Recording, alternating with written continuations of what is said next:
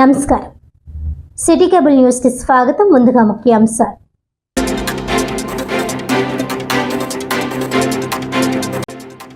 Dengue బారిన పడకుండా ప్రజలందరూ అప్రమత్తంగా ఉండాలి. జిల్లా వైద్య ఆరోగ్య శాఖ అధికారి doctor J Narasimha Naik.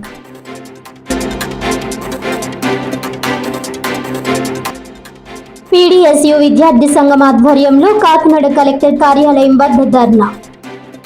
Kakinada PR vocational కాలేజీలో అదనపు తరగతి గదుల నిర్మాణం చేపట్టాలని, ఎస్సీ నెంబర్ 1 కళాశాల వసతి గృహాన్ని తక్షణమే ఓపెన్ చేయాలని డిమాండ్.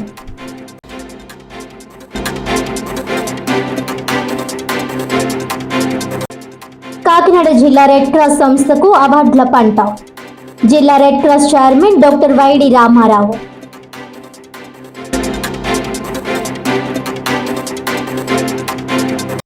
ఇక డీటెయిల్స్ చూస్తే, డెంగ్యూ బారిన పడకుండా ప్రజలందరూ అప్రమత్తంగా ఉండాలని జిల్లా వైద్య ఆరోగ్య శాఖ అధికారి డాక్టర్ జె నరసింహనాయక్ సూచించారు.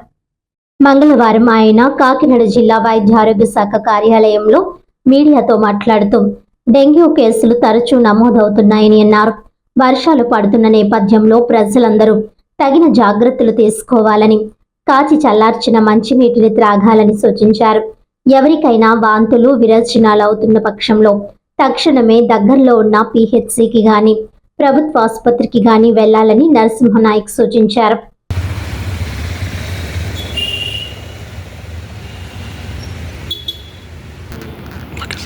అందరికీ నమస్కారం అండి.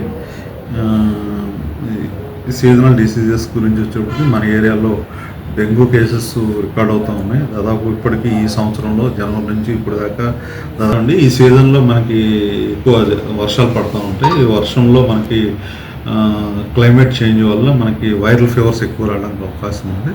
జలుబు, దగ్గు, జ్వరాలు ఎక్కువ రిపోర్ట్ అయ్యే అవకాశం ఉంది.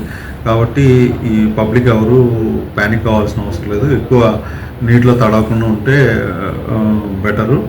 అలానే మనకి సీజనల్ డిసీజెస్లో మనకి వాంతులు విరోచనాలు కూడా వాటర్ చేంజ్ వల్ల అయ్యే అవకాశాలు ఉంటాయి. కాబట్టి కాసి వడబోసిన నీళ్లు తాగడము, శుభ్రమైన నీటిని తీసుకోవడము, కాసి వడబోసి తీసుకోవాలని నీటిని, శుభ్రమైన నీటిని. అలానే క్లోరిన్ ట్యాబ్లెట్స్ కూడా మనకి పిహెచ్సిలో అవైలబుల్గా ఉన్నాయి. హెల్త్ సెంటర్స్లో ఒక బిందులో ఒక క్లోరిన్ ట్యాబ్లెట్స్ వేసి ఉంచి ఒక హాఫ్ అన్ అవర్ తర్వాత మనం తీసుకున్నట్లయితే మనకి ఏదైనా బ్యాక్టీరియా ఉన్నా కూడా క్లియర్ అవుతుంది. అలానే మనకి వాటర్ ట్యాంక్స్ని కూడా ఒకసారి చూసుకోవాలండి. పైన ఖచ్చితంగా మూత ఉండేటట్టు చూసుకోవాలి.